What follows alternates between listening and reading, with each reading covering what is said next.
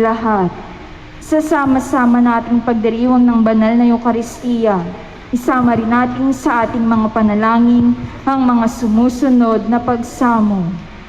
Para sa pasasalamat ng mga sumusunod, De Los Reyes Family, Remy, Deo, Marcel, Carlos, Rain, Garcus Family, Alice, Nelson, Neil, Eliza, Aaron, Jesseline Dagkutan, Kristen Emily Dagkutan, Dante Family, Frederick Eliana and Eliana Paz, Abby Aldana, Adam Bautista, Paraños Family, Julia Artos and Family, Soliva Family, Fernandez and Yanga Family, De La Paz Family, James and Vanji Alcala and Family, at ni Linda Aquino and Family.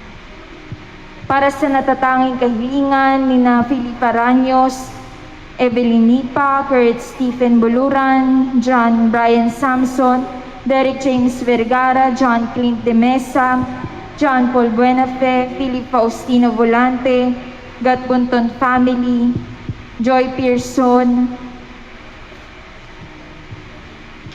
Para sa mga nagdiriwang ng kanilang kaarawan na sina Trixie, Dennis Apostol, Aning Naval, at ni Ireneo Bartolome. Para sa maagang pagaling ni na DJ Son Talud, Leslie Andinilla, Peter Paul Baltasar, Amelia Tino, Josefina, Francis Gatbunton, Maxima Leonardo, Jose Nevado Sr. and Jr., Rosa Adriano, Sonny Soliva, Normita Romano, Adelaida Roguador, at ni Rodrigo Sangkap. Para sa kapayapaan ng mga kaluluwa ng mga kapatid natin na yumao na sina Crispina Rodora, Francisco Rogelio Esperanza, Lita Manuel Jr. and Sr., Manuel III, Marinel Dovico Socorro, Maria Emanuel Victor, Antonina Jose Pasencia, Irene Norman, Virginia Daniel, Priscilla Zenaida, Edgardo Ronelo Leonardo, Ray Julia Luz, Delphine Pedro Manzueta, Regina Alfredo Ranilo, Epitacio Eliseo, Crispin Diogenes, Paferna Andreda, Lucia Agustin, Jovel Trinidad, Consuelo Ernesto, Rafaela, Rebocata, Domingo Sr., Rodrigo, Lilia, Elmer Jr. and Sr., Remigio, Soledad, Ferroni, Adelina, Zandriel, Manuel, Lolito, Reynaldo, Celestina, Fadela,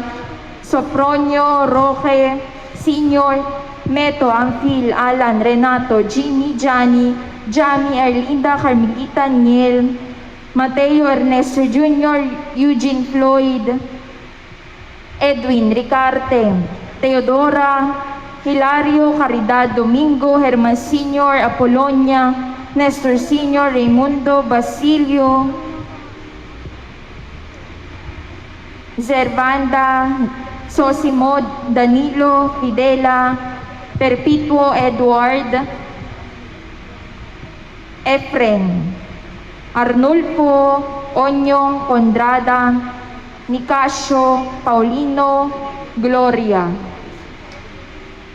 Juanito, Felix, Magdalena, Fermin, Divina, Belen, Romano, Seperiano, Romualdo, Leonardo, Romualdo, Leopoldo, Alberto, Roberto, Teresa, Teodoro,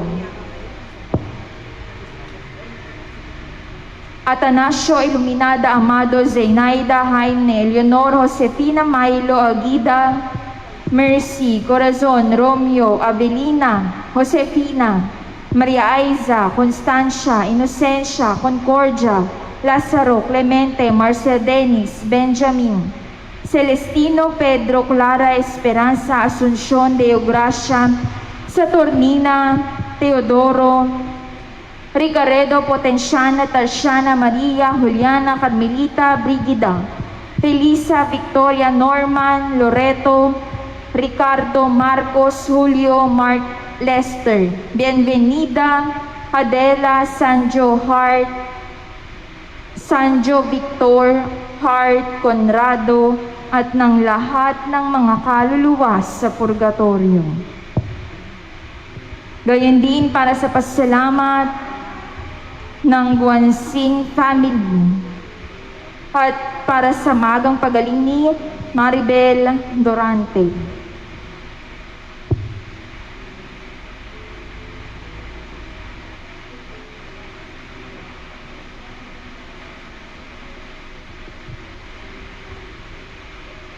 Ngayon po ay 13 linggo sa karaniwang panahon. Pontifical Work of Saint Peter the Apostle. Agaw buhay po ang anak kong dalagita. Kung maaari ay sumama kayo upang siya ay gumaling at mabuhay.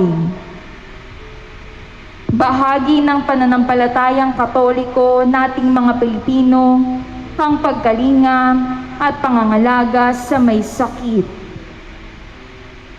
Liturhiya. Iba't ibang paraan ang pagdiriwang ng liturhiya sa pagkalinga sa mga may sakit. Ang pagdalaw sa may sakit na may kasamang pagdarasal, paghahatid ng komunyon, pagpapakumpisal, pagpapahid ng langis, at biyatiko para sa malapit ng sumakabilang buhay. Turo ng simbahan. Inilalarawan ni Kristo ang pagkalinga sa may sakit at sa mga may karamdaman na pangunahing kawang-gawang pangkatawan at sukatan ng pagpapasya tungkol sa ating mismong kaligtasan.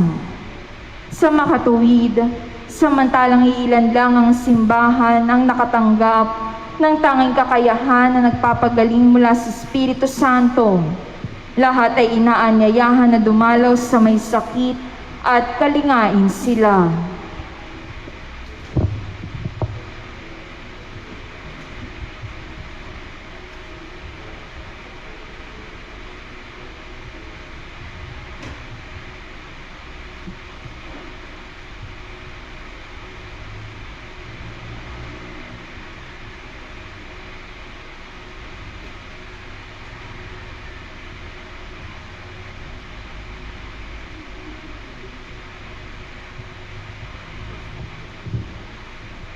Paunawa po sa lahat, maaaring pakisuot po ng inyong face shield habang nagdiriwang po tayo ng banal na misa.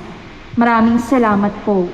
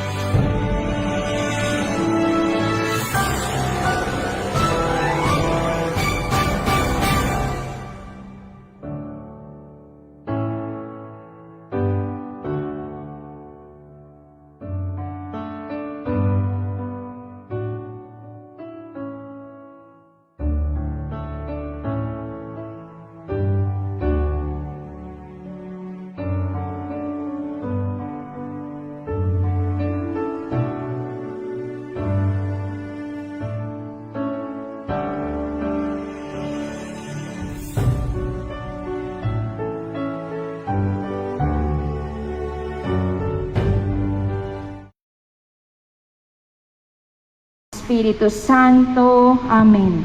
Tayo pong lahat, makapangyarihan at mapagmahal na Ama, tinipon mo kami bilang iyong sambayanan upang sambahin at pasalamatan ka sa pagdiriwang ng banal na Eucharistia na iniwan ng iyong anak na si Jesus para sa amin bilang alaala ng kanyang pag-ibig na walang hanggan. Tinawag at tinipon mo kami sa pagkakaisa sa banal na misa. Linisin mo kami sa aming mga kasalanan, dalisain ang aming mga hangarin, at gawin mo kaming karapat-dapat na daluyan ng iyong mga biyaya.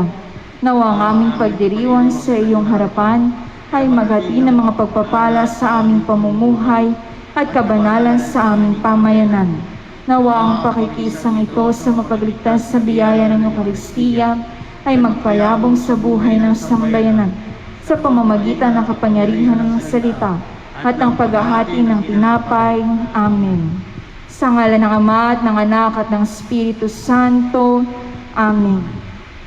Bilang panimula sa ating banal na pagdiriwang, makiisa po ang lahat sa pambungad na awit.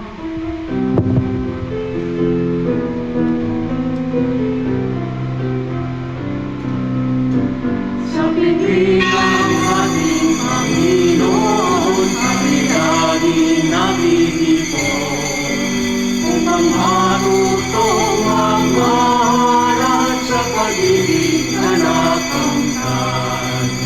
Buhay niyanay niya sa dakilang Diyos Ama, upang atin ang makamtan, buhay na walang hanggan.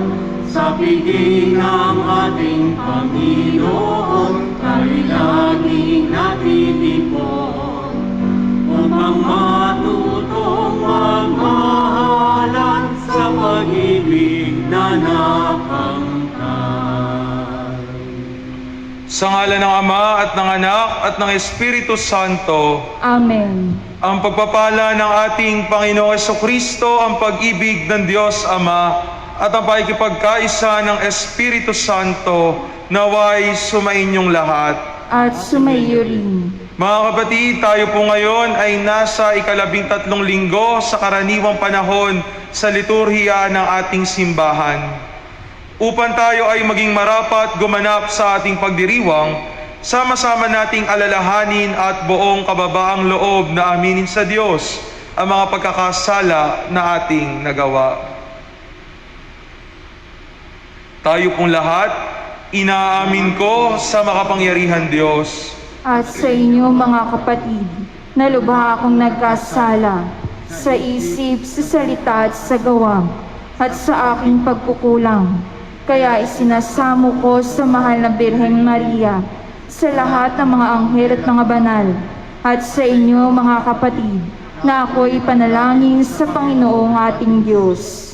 Kaawaan tayo ng makapangyarihan Diyos, patawarin tayo sa ating mga kasalanan, at patnubayan tayo sa buhay na walang hanggan. Amen.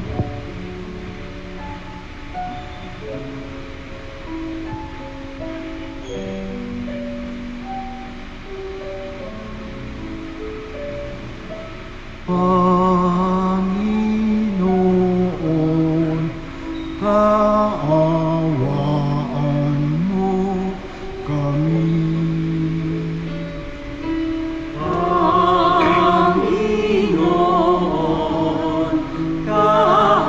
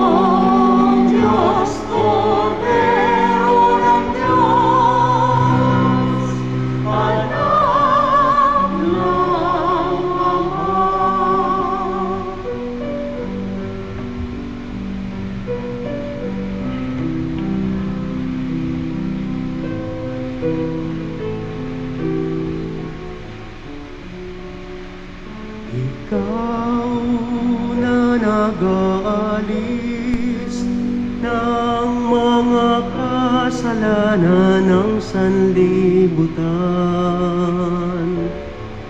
Maawa ka sa amin.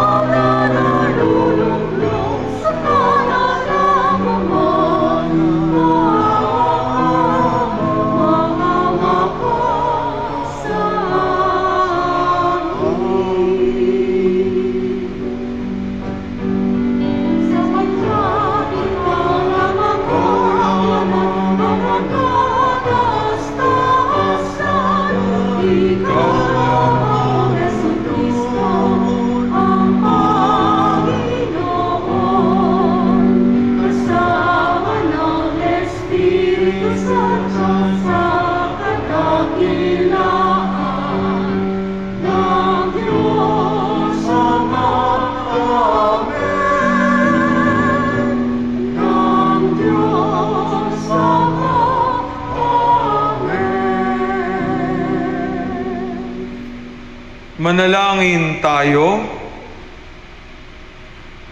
Ama naming makapangyarihan, kaming iyong mga kinupkop ay niloob mong maging mga anak sa liwanag mong kaloob. Huwag mong ipahintulot na sa katiwalian kami ay masangkot. Panatiliin mo kaming nagliliwanag sa iyong katapatang lubos na sumisikat. Sa pamamagitan ni Hesukristo, kasama ng Espiritu Santo, magpasawalang hanggan. Amen. Pakinggan po natin ang pagpapahayag ng salita ng Diyos. Sa unang pagbasa, itinuturo sa atin na ang kamatayan ay hindi ninais ng Diyos, na walang ibang ninais sa atin kundi tayo ay magpatuloy. Nagkaroon ng kamatayan dahil sa dyablo. Ang salita ng Diyos mula sa aklat ng karunungan. Ang kamatayan ay hindi likha ng Diyos. Ang pagkamatay ng alinmang may buhay ay hindi niya ikinalulugod. Ginawa niya ang bawat nilalang upang magpatuloy, at lahat ng nilalang niya ay mabuti at mahusay.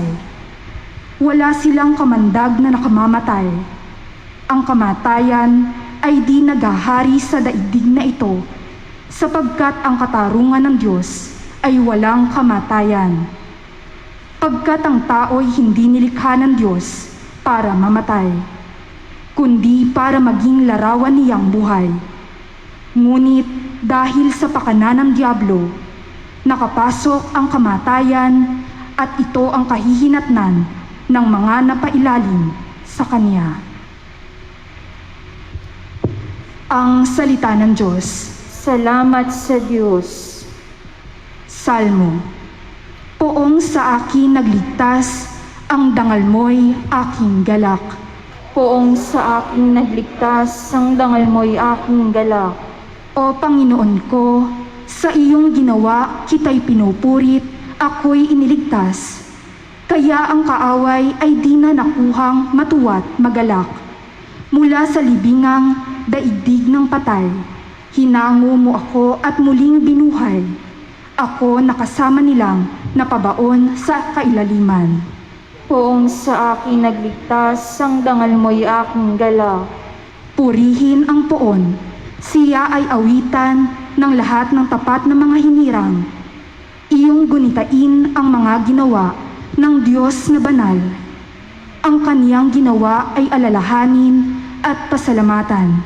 Hindi nagtatagal, yaong kaniyang galit, ang kabutihan niya'y walang wakas. Ang abang may hapis at tigmak sa luha sa buong magdamag. Sa bukang liwayway ay wala ng lungkot, kapalit ay galak. Poong sa akin nagligtas, ang dangal mo'y aking galak.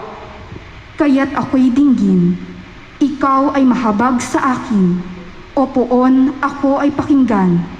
Mahabag ka poon, ako ay dinggin mo at iyong tulungan. Nadama ko'y galak ng iyong hubarin ang aking panluksa. Sa pasasalamat sa iyo, o poon ay di magsasawa. Poong sa akin nagligtas, ang dangal mo'y aking galak. Sa ikalawang pagbasa, ipinananawagan ni Apostol San Pablo sa mga taga-Korinto na maging kasangkapan ng buhay ng mga kapatid na nangangailangan sa pamamagitan ng kanilang pagtulong sa kanila. Yamang sila naman ay higit na nakaririwasa kaysa iba. Ang salita ng Diyos mula sa ikalawang sulat ni Apostol San Pablo sa mga taga-Korinto. Mga kapatid, kayo'y tanyag sa pananampalataya, sa pagpapahayag, sa kaalaman, sa kasipagan, at sa inyong pag-ibig sa amin.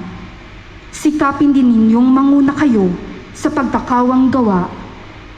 Alam ninyo kung gaano kalaki ang pag-ibig ng ating Panginoong Hesukristo, na bagamat mayaman ay nagpakadukha upang yumaman kayo sa pamamagitan ng kanyang parukhaan.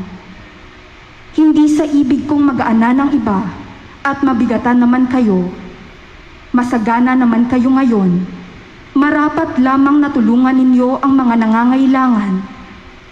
Kung kayo naman ang mangailangan at sila'y managana, sila naman ang tutulong sa inyo. Sa gayon, pareho kayong nakatulong sa isa't isa at naganap sa inyo ang sinabi sa kasulatan. Ang nagtipon ng marami ay hindi lumabis, at ang nagtipon ng kaunti ay hindi naman kinulang. Ang salita ng Diyos. Salamat sa Diyos.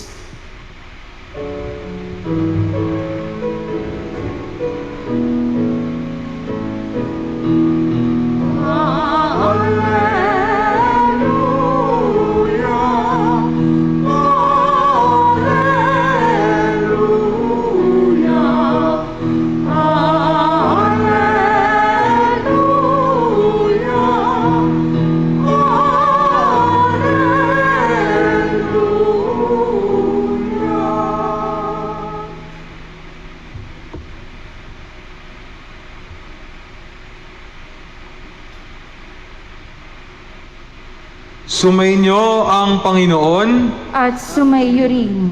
ang mabuting balita ng Panginoon ayon kay San Marcos. Papuri sa iyo, Panginoon.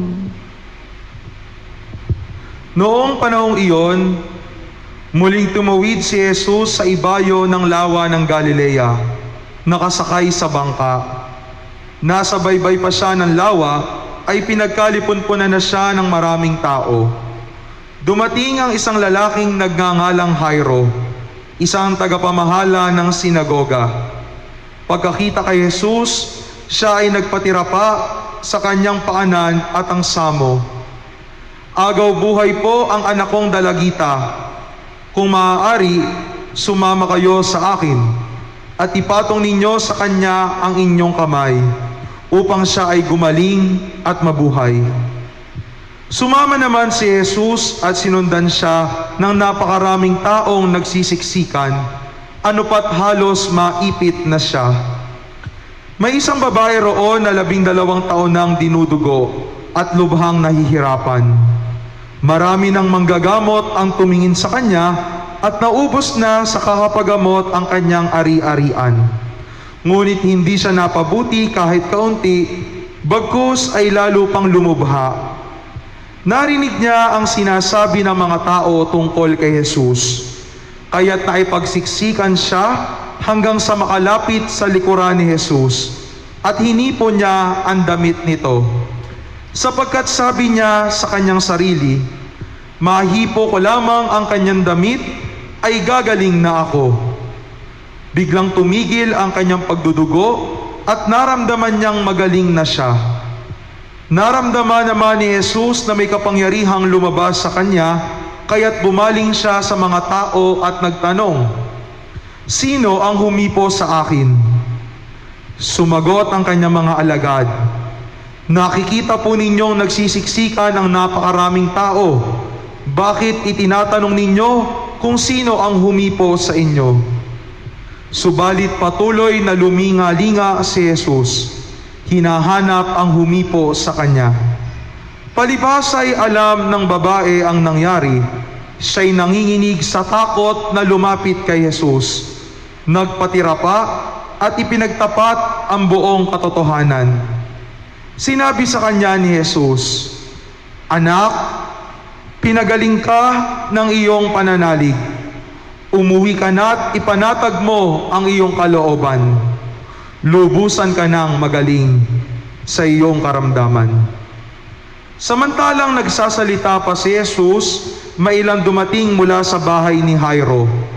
Patay na po ang anak ninyo, sabi nila. Bakit pa ninyo aabalahin ng guro? Hindi pinansin ni Jesus ang kanilang sinabi, sa halip ay sinabi sa tagapamahala, Huwag kang mabagabag, manalig ka.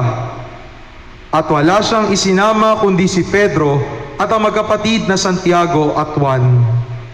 Nang dumating sila sa bahay ng tagapamahala, nakita ni Jesus na gulong-gulo ang mga tao. May mga nananangis at nananaghoy pa. Pagpasok niya ay kanyang sinabi, bakit kayo nagkakagulo at nananangis? Hindi patay ang bata, natutulog lamang. Ngunit pinagtawanan siya ng mga tao. Pinalabas niya ang lahat maliban sa ama't ina ng bata at sa 3 alagad. At sila'y pumasok sa kinaroroonan ng bata. Hinawakan na ito sa kamay at sinabi, Talita kumi, na ang ibig sabihin, Ineng, sinasabi ko sa iyo, magbangon ka. Pagdakay bumangon ang bata at lumakad. Siya'y 12 taon na, at namangha ang lahat. Mahigpit na ipinagbili ni Jesus na huwag ipaalam ito kanino man, at iniutos niyang bigyan ng pagkain ang bata. Ang mabuting balita ng Panginoon. Pinupuri ka namin, Panginoong Hesukristo. Isang magandang umaga po sa inyong lahat. Sa lahat ng pagkakataon, hangad ng Diyos ang kabutihan ng tao. Kailanman hindi nag-isip ng masama ang Diyos sa tao. Kailanman hindi nagbalak ng ikapapahamak ng tao ang Diyos. Laging isinasaalang-alang ng Diyos kung ano ang makabubuti at makauunlad sa buhay ng tao. Kaya nga lang, magkakaroon lamang ito ng kaganapan kung hahayaan natin ang ating mga puso na maging bukas sa biyaya ng Diyos, magtiwala sa Kanya ng lubusan, dahil ang taong nananalig at nagtitiwala sa Diyos, tunay na nakararanas ng mga pagpapala sa buhay. Mga kapatid ko, sa linggong ito ay isinasalaysay sa atin ng mabuting balita ni San Marcos ang 2 kwento ng pagpapagaling na ginawa ng ating Panginoong Hesukristo. Mga kwento na hindi lamang naghahayag kung gaano makapangyarihan ng Diyos, kung hindi mga kwento na nagpapaalala sa atin na ang taong nagtitiwala at nananampalataya sa Diyos, tunay na nararanasan ang Kanyang kapangyarihan, ang Kanyang kabutihan at pagmamahal. Yung unang kwento sa ating mabuting balita ay tungkol kay Jairo at ang kanyang anak na may sakit. Si Jairo ay isang tagapamahala ng sinagoga. Nung nakita niya si Jesus, agad siyang lumapit dito. Nagpatira pa at nagsumamo, "Guro, puntahan po ninyo ang aking anak. Ipatong niyo po sa kanya ang inyong mga kamay. Dahil kapag ipinatong niyo po sa kanya ang inyong mga kamay, agad siyang gagaling at muling mabubuhay." Sa request na ito ni Jairo, si Jesus agad tumugon. Sumama siya doon kay Jairo papunta sa kanilang bahay. Ngunit sa kanilang paglalakbay, merong balitang nagsabi sa kanila, "Patay na ang anak mo." Pero si Jesus, nagpatuloy pa rin sa kanyang paglalakbay papunta sa bahay ni Jairo. At ang sabi niya, "Huwag kang mabalisa, manalig ka sa akin." At sa pagpunta ni Jesus doon sa bahay, ano ang naratnan niya? Ang mga tao nagkakagulo, nananaghoy dahil patay na nga yung bata. Pero hindi pa rin napigilan si Jesus. Nagpatuloy pa rin siya. Pinuntahan niya yung bata, ipinatong ang kanyang kamay doon sa bata, at tunay nga, gumaling ang bata at muling nagkaroon ng buhay. At mga kapatid ko, ang tagpong ito sa ating mabuting balita ay nagpapaalala sa atin ng isang mahalagang pananaw tungkol sa ating pananampalataya.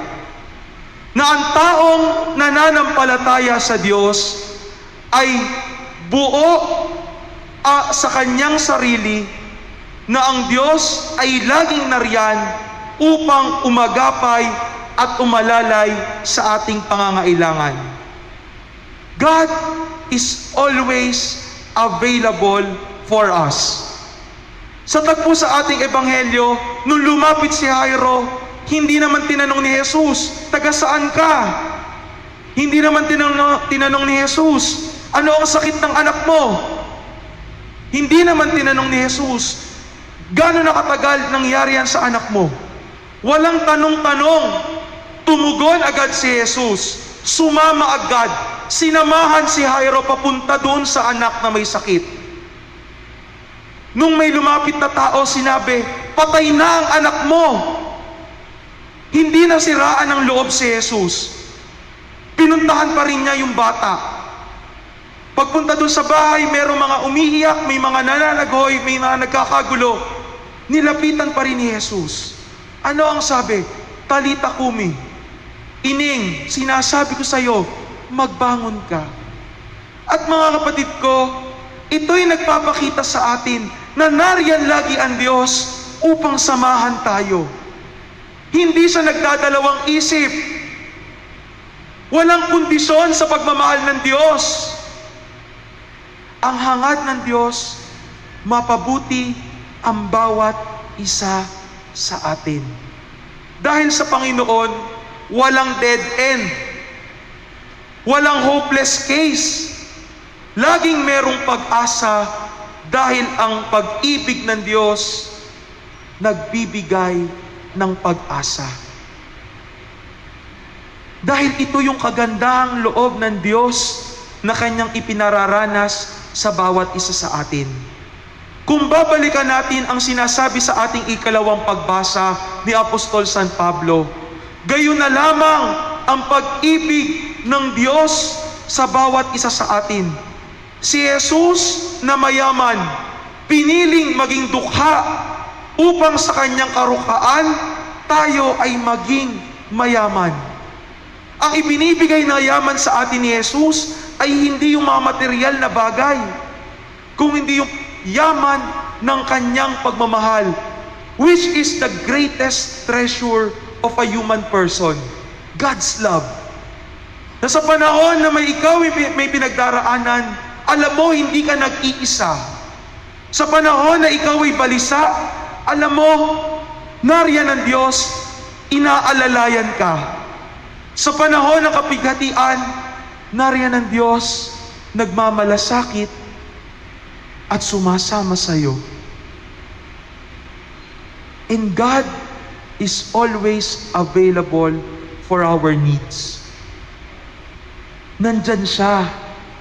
Hindi siya malayo sa iyo. Sinasamahan ka niya. Pakatandaan po ninyo yun. Katulad ng naging karanasan ni Jairo, walang pero-pero, walang kondisyon, walang tanong-tanong.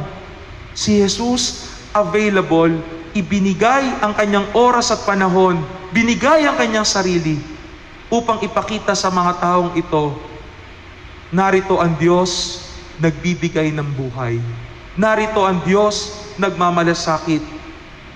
Narito ang Diyos umaalalay sa iyo. Huwag kang mabalisa, manalig ka sa akin. Pangalawa, narinig din natin sa ating ebanghelyo ang kwento ng isang babae na dinurugo sa loob ng 12 taon. Ang tagal, 12 years. Ginawa naman ng babaeng ito yung kanyang parte. Nagpatingin siya sa mga manggagamot. Pero, ginamit na rin niya yung kabuhayan niya. Pero, walang nangyari. Imbis na bumuti, mas lalo pang lumala ang kanyang sitwasyon. Kaya nga ano ang nasabi niya sa kanyang sarili? Mahawakan ko lamang yung dulo ng damit ni Jesus. Agad akong gagaling. At nung nagkaroon ng pagkakataon ng babaeng ito na makalapit kay Jesus, kinuha niya yung opportunity. Hinawakan niya yung dulo ng damit ni Jesus. At tunay nga, naramdaman niya agad, guminhawa ang kanyang pakiramdam, tumigil ang kanyang pagdurugo. Pero, nakita ni Jesus, may lumabas na kapangyarihan sa kanya. Sino ang humipo sa akin? Tinanong niya yung kanyang mga alagad. Sabi ng mga alagad, Guro, napakadaming tao, paano namin malalaman kung sino ang humipo sa iyo? Pero alam kasi nung babae, ang kanyang ginawa, kaya takot na takot siya na lumapit kay Jesus. Ang sinabi sa ating ebanghelyo, nanginginig sa takot na lumapit kay Jesus, nagpatira pa at ipinagtapat ang buong katotohanan. Bakit natatakot yung babae? Kasi para sa mga Hudyo, yung mga babaeng tulad niya na dumaranas ng pagdurugo, buhay pa, ay considered ng patay. Kasi nawawalan siya ng dugo. At kung sino man ang lumapit sa kanya, magiging marumi rin tulad niya. Kaya nga itong babae na to, buhay pa para ng patay. Hindi siya pwedeng lapitan, hindi siya pwedeng kausapin, hindi siya pwedeng sumama sa mga pagtitipon. Kaya gano'n na lamang yung takot niya. Kasi baka magalit din sa kanya si Jesus. Baka layuan din siya ni Jesus. Pero ipinakita sa kanya ng ating Panginoon. Ano ang sabi ni Jesus? Anak, pinagaling ka ng iyong pananalig sa akin. Umuwi ka na at ipanatag mo ang iyong kalooban. Pinagaling na kita sa iyong karamdaman.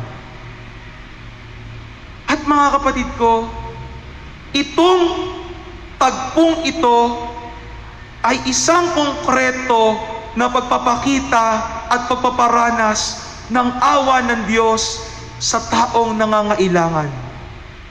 Na sa tulong ng ating pananampalataya, binibigyan tayo ng pag-asa na ang awa ng Diyos ay kayang paghilumin at pagilingin ang karamdaman na meron tayo. Sa mga pagkakataon na nasusugatan ng ating puso, meron tayong mga problema, meron tayong mga alalahanin, meron tayong mga hindi magagandang karanasan, madidilim na nakaraan, na kung minsan gusto na lang natin sarilinin. Natatakot tayong mahusgahan, natatakot tayong mag-isipan ng masama.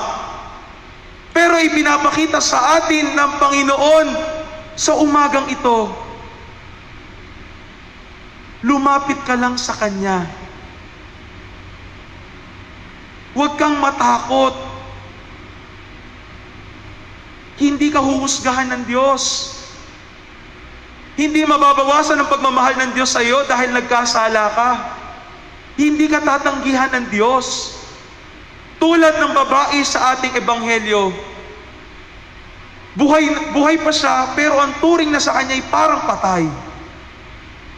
Pero si Jesus, nung nakatagpo niya ang ating Panginoon, nanumbalik ang buhay sa kanya, naghilom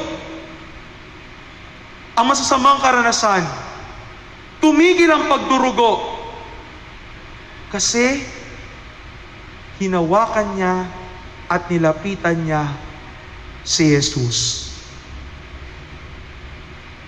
Kung sa pagkakataong ito, meron kang dinadala na wala kang mapagsabihan, ilapit mo kay Jesus. Kung ikaw, meron nagpapabigat sa kalooban mo, mga pagkakataon, karanasan, tao na hindi mapatawad, ilapit mo kay Jesus. Dahil si Jesus ay nagbibigay ng kapanatagan sa kalooban. Pinaghihilom ng pagmamahal ng Diyos ang sugatang puso ng tao. Binibigyang kapanatagan ng pag-ibig ng Diyos ang magulong isip ng tao. Ang kagalingan na sinasabi dito ay hindi lamang kagalingan sa pisikal na karamdaman, kung hindi ang kagalingan at kapanatagan ng ating buong pagkatao, ng ating isip, ng ating puso at kaluluwa. Dahil katulad ng sinasabi sa ating unang pagbasa, ang Diyos ay Diyos ng mga buhay. Hindi hinahat ng Diyos na maranasan ng tao ang kamatayan. Ngunit ang kamatayan ay dumating lamang dahil sa gawa ng Diablo. Yung kamatayan, ano ang dinadala sa atin yan? Pagkatakot, pagkabalisa, kadiliman. Pero ang Diyos may hatid na kapayapaan, kagalingan, at kapanatagan. Mga kapatid ko, huwag nating hayaan makulong tayo ng mga madidilim na karanasan sa buhay natin. Huwag tayo magpaalipin sa nakaraan. Huwag nating hayaang paralisahin tayo ng kasalanan. Tulad ng babae sa ebanghelyo, ilapit natin to kay Jesus. Ipagtapat natin kay Jesus ang katotohanan. At hayaan nating marinig natin sa ating mga panalangin ang naisabihin ni Jesus, "Anak, pinagaling ka ng iyong pananalig sa akin.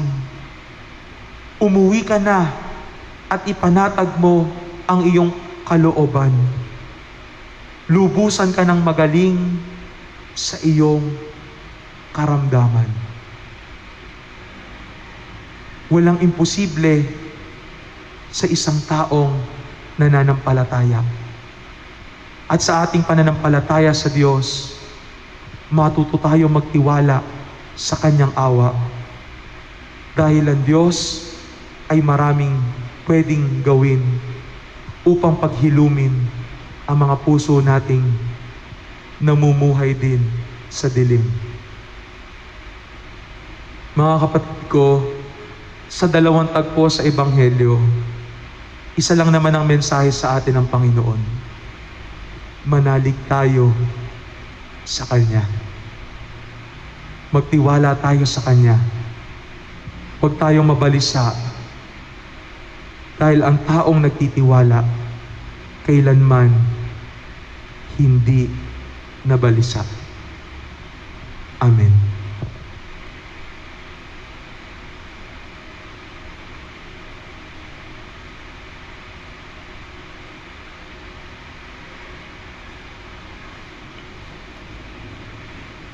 Ipahayag natin ang ating pananampalataya. Sumasampalataya ako Sa Diyos samang makapangyarihan sa lahat, na may gawa ng langit at lupa.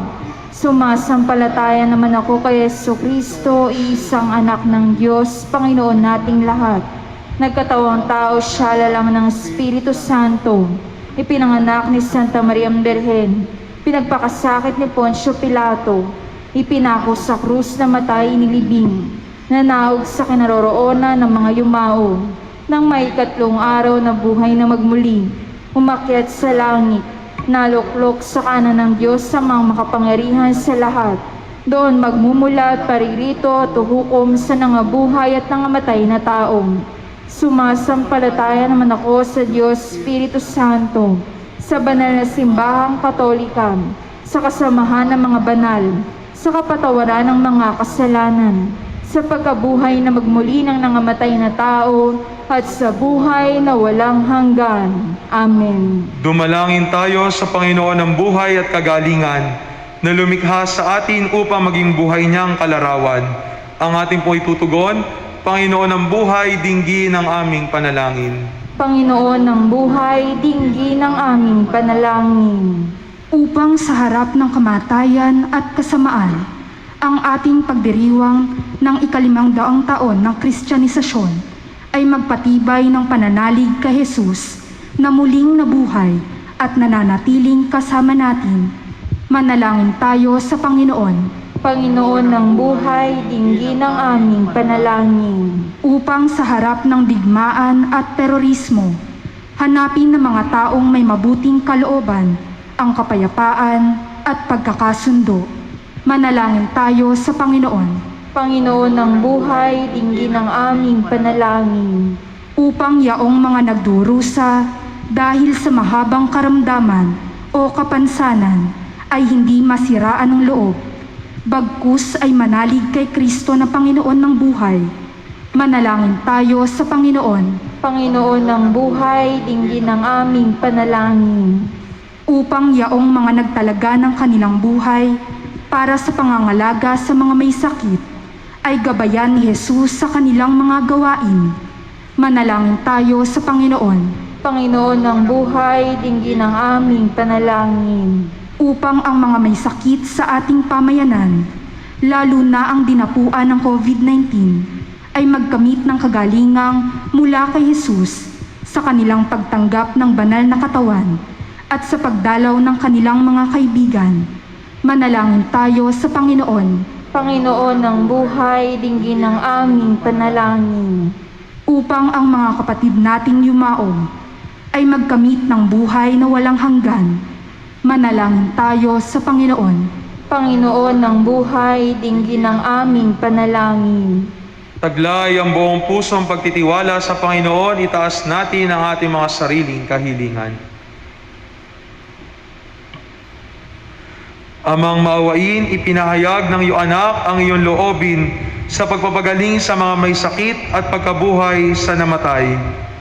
Itulat mo ang mabuting balita ng pagpapagaling, pagpapatawad at buhay ay maihatid sa lahat sa pamamagitan ni Kristo na aming Panginoon. Amen.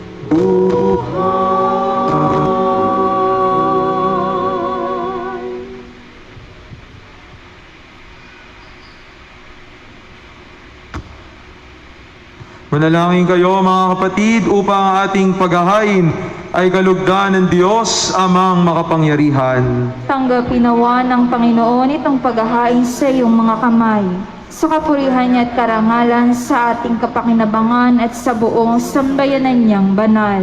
Ama naming lumikha, kami ay iyong pinapaging dapat gumanap sa pagdiriwang ng paghahain ng iyong pagliligtas. Ipagkaloob mong sa aming paglilingkod sa iyo, ito ay maging kalugod-lugod na mga alay sa pamamagitan ni Jesucristo kasama ng Espiritu Santo magpasawalang hanggan. Amen. Sumainyo ang Panginoon. At sumaiyo rin. Itaas sa Diyos ang inyong puso at diwa. Itinaas na namin sa Panginoon. Pasalamatan natin ang Panginoong ating Diyos. Marapat na siya'y pasalamatan. Ama naming makapangyarihan, tunay ngang marapat na ikaw ay aming pasalamatan. Nasa iyo ang aming buhay, pagkilos at pag-iral. Sa pamumuhay namin araw-araw, tinatamasa namin ang iyong pagmamahal. Sa pag-ibig mong ipinunla sa sangkatauhan, ang Espiritu Santo'y unang aning bigay ng anak mong naglagak sa amin ng katiyakang nakalaang mabuhay kami sa piling mo kailanman. Kaya kaisa ng mga anghel na nagsisiawit ng papuri sa iyo nang walang humpay sa kalangitan, kami ay nagbubunyi sa iyong kadakilaan.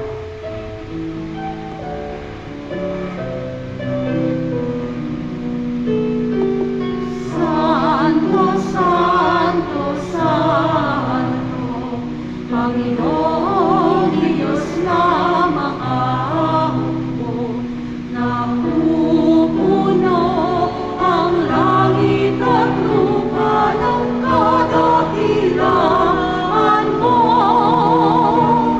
Hosana sa kalitasan,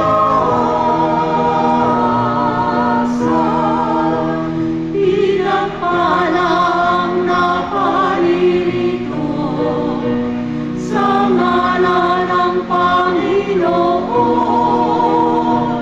Hosana sa kalitasan.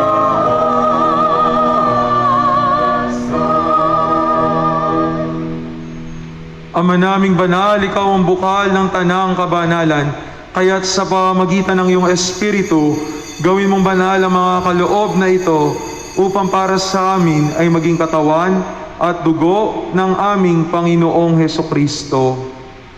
Bago niya pinagtiis ang kusang loob na maging handog, hinawakan niya ang tinapay. Pinasalamatan kanya. Pinaghati-hati niya iyon. Iniabot sa kanyang mga alagad at sinabi, "Tanggapin ninyo lahat ito at kanin. Ito ang aking katawan na ihahandog para sa inyo."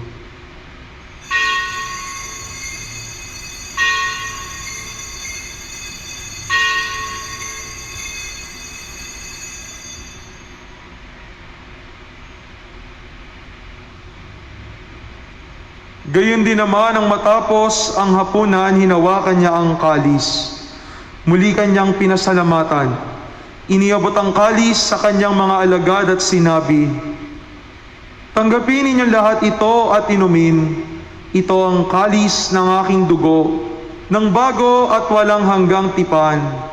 Ang aking dugo na ibubuhos para sa inyo at para sa lahat, sa ikapagpapatawad ng mga kasalanan.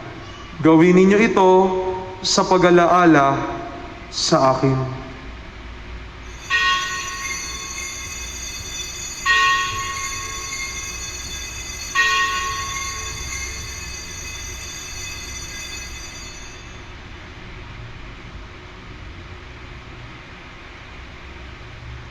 Ang misteryo ng pananampalataya.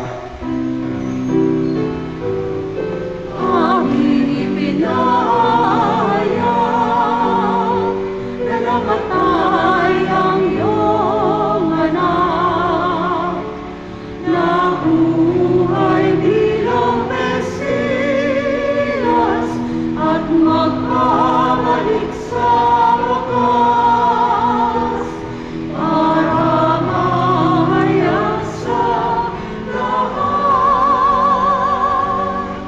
Ama, ginagawa namin ngayon ang pag-alaala sa pagkamatay at muling pagkabuhay ng iyong anak. Kaya tiniaalay namin sa iyo ang tinapay na nagbibigay buhay at ang kalis na nagkakaloob ng kaligtasan. Kami nagpapasalamat dahil kami yung minarapat na tumayo sa harap mo para maglingkod sa iyo. Isinasamo namin kami magsasalo-salo sa katawan at dugo ni Kristo ay mabuklod sa pagkakaisa sa pamagitan ng Espiritu Santo. Ama, lingapin mo ang iyong simbahang laganap sa buong daigdig. Puspusin mo kami sa pag-ibig. Kaisa ni Francisco na aming Santo Papa at ni Dennis na aming Obispo at ng Tanang Kaparian. Alalahanin mo rin ang mga kapatid naming nahimlay na may pag-asang sila'y muling mabubuhay, gayon din ang lahat ng mga pumanaw, lalong-lalo na yung mga pinatutungkulan namin sa banal na misang ito, pati na ang mga kaluluwa sa purgatorio na wala nang nakakaalala. Kaawaan mo sila at patuloyin sa iyong kaliwanagan. Kaawaan mo at pagindapating kaming lahat na makasalo sa iyong buhay na walang wakas, kaysa ng mahal na Birheng Maria na Ina ng Diyos, ni San Jose, ang kanyang kalinis-linisang esposo, na mga apostol, ni San Isidro Labrador at lahat ng mga banal na namuhay dito sa daigdig ng kalugod-lugod sa iyo, maipagdiwang nawa namin ang pagpupuri sa ikararangal mo sa pamamagitan ng iyong anak na aming Panginoong Hesukristo. Sa pamamagitan ni Kristo, kasama niya at sa Kanya, ang lahat ng parangal at papuri ay sa iyo, Diyos amang makapangyarihan, kasama ng Espiritu Santo, magpasawalang hanggan.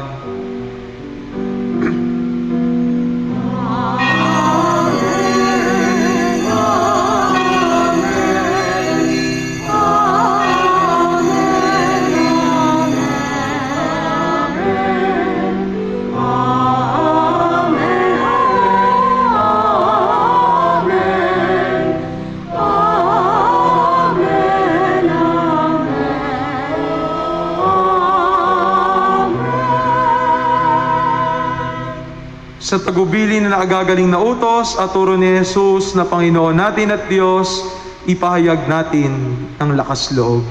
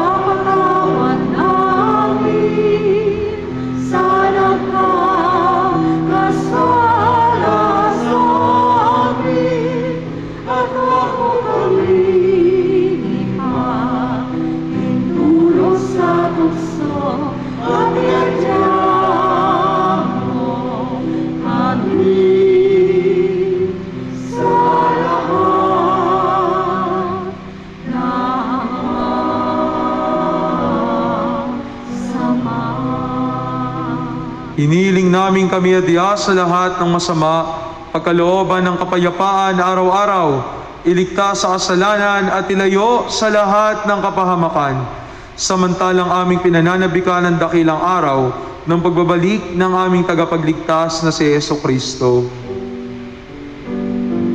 Sapagkat iyong kaharian at ang kapangyarihan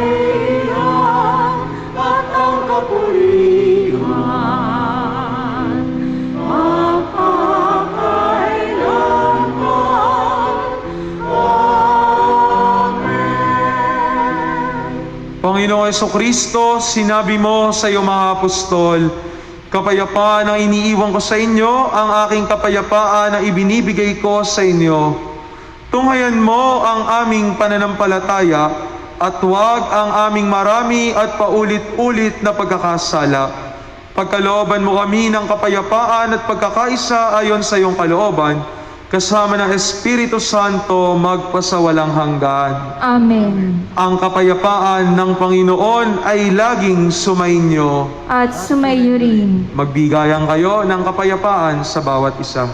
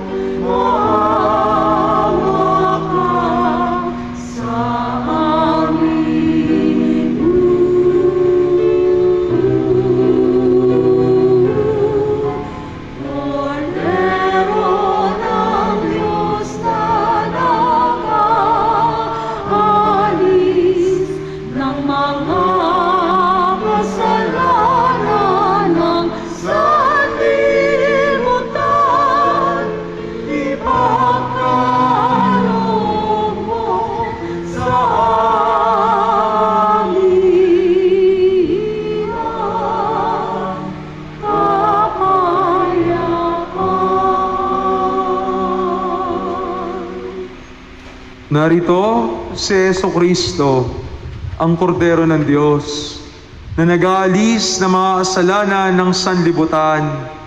Mapapalad tayong inaanyayahan sa kanyang banal na piging. Panginoon, hindi ako karapat-dapat na magpatuloy sa iyo, ngunit sa isang salita mo lamang ay gagaling na ako. Para sa buhay.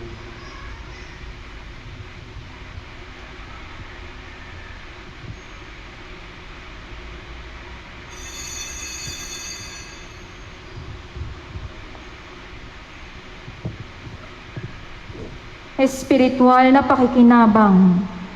Panginoong Jesus, ako ay naniniwala na ikaw ay nasa kabanal-banalang sakramento.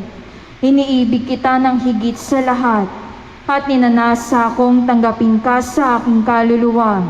Sapagkat sa mga sandaling ito, hindi kita matatanggap sa sakramento. Tumuloy ka sa aking puso. Niyayakap kita na para bagang naririto ka na.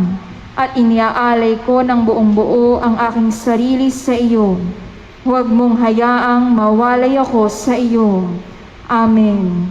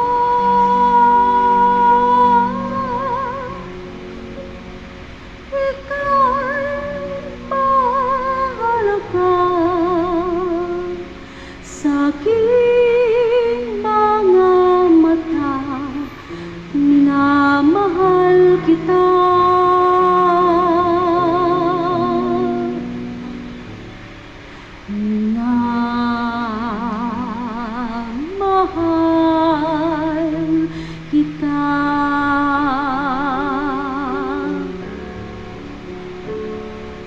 Tinawag kita sa iyong pangalan.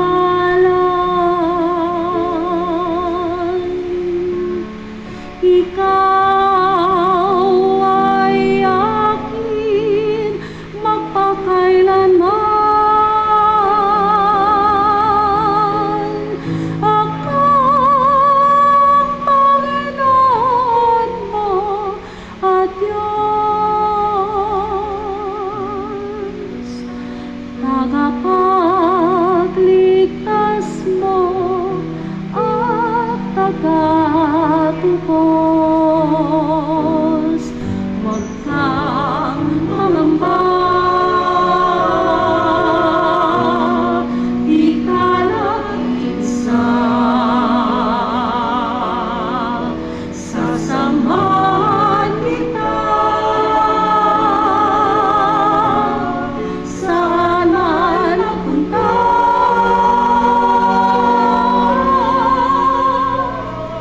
Ika'y mahalaga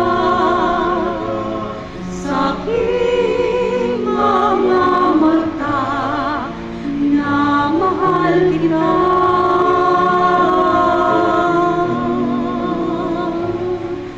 Minamahal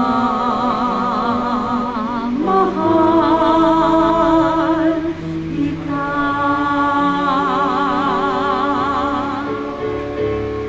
Sa tubig ika'y sasagitin,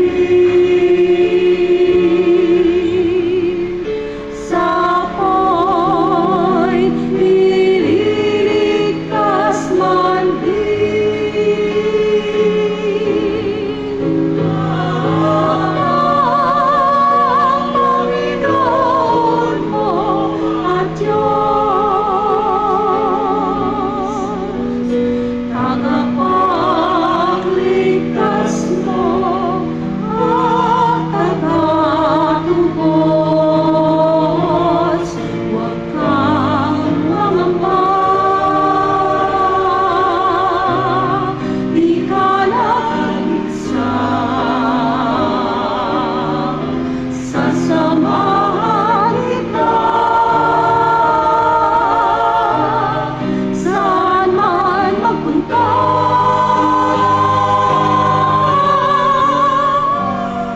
Ika'y mahalaga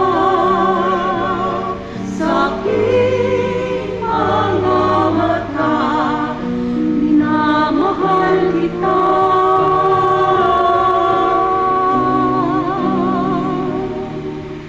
Minamahal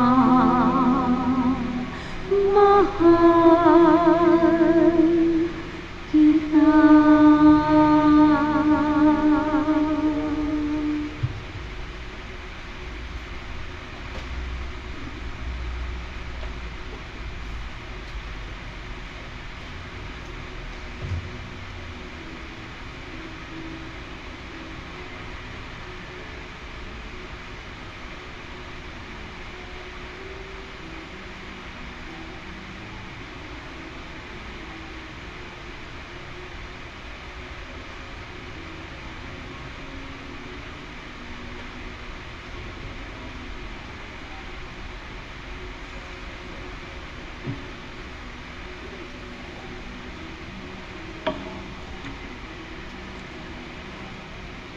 Manalangin tayo. Ama naming mapagmahal, buhayin nawa kami ng aming inihain at pinagsaluhan, upang kaming pinagbuklod sa pag-ibig mo kailanman, ay magkaroon ng bungang lagi naming maiaalay.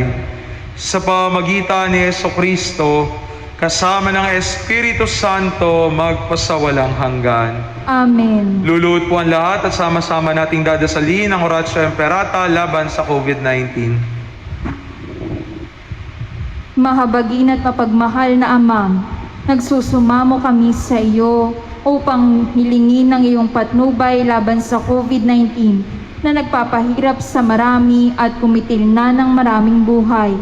Tunghayan mo kami ng may pagmamahal at ipagadya kami ng iyong mapaghilom na kamay mula sa takot sa karamdaman at kamatayan. Itaguyod mo kami sa pag-asa at patatagin sa pananampalataya. Gabayan mo ang mga dalubhasang naatasan na tumuklas ng mga lunas at paraan upang ihinto ang paglaganap nito. Nagpapasalamat kami sa mga bakunang naisulong sa patnubay ng iyong mga kamay. Pagpalain mo ang aming mga pagsisikap na mawakasan ng mga bakuna ang pandemya sa aming bayan. Patnubayan mo ang mga lumilingap sa may sakit upang ang kanilang pagkalinga ay malakipan ng husay at malasakit. Pagkalooban mo sila ng kalusugan sa isip at katawan, katatagan sa kanilang paninindigang maglingkod at ipagsanggalang sa karamdaman. Itinataas namin ang mga nagdurusa. Makamtanawa nila ang mabuting kalusugan. Lingapin mo rin ang mga kumakalinga sa kanila. Pagkamitin mo ng kapayapaang walang hanggan ng mga pumanaw na. Pagkalooban mo kami ng biyaya na magtulong-tulong tungo sa ikabubuti ng lahat. Pukawin sa amin ang pagmamalasakit sa mga nangangailangan, sa pagdamay at malasakit namin sa bawat isa. Malampasan nawa namin ang krisis na ito at lumagos sa kabanalan at pagbabalik loob sa iyo. Hinihiling namin ito sa pamamagitan ni Jesucristo na nabubuhay at naghaharing kasama mo at ng Espiritu Santo, isang Diyos magpasawalang hanggan. Amen. Dumudulog kami sa iyong patnubay, mahal na ina ng Diyos. Pakinggan mo ang aming mga kahilingan sa aming pangangailangan at ipagadya mo kami sa lahat ng kasamaan. Maluwalhati at pinagpalang Berhen. Amen. Maria, mapagpagaling na mga may sakit. Ipanalangin mo kami.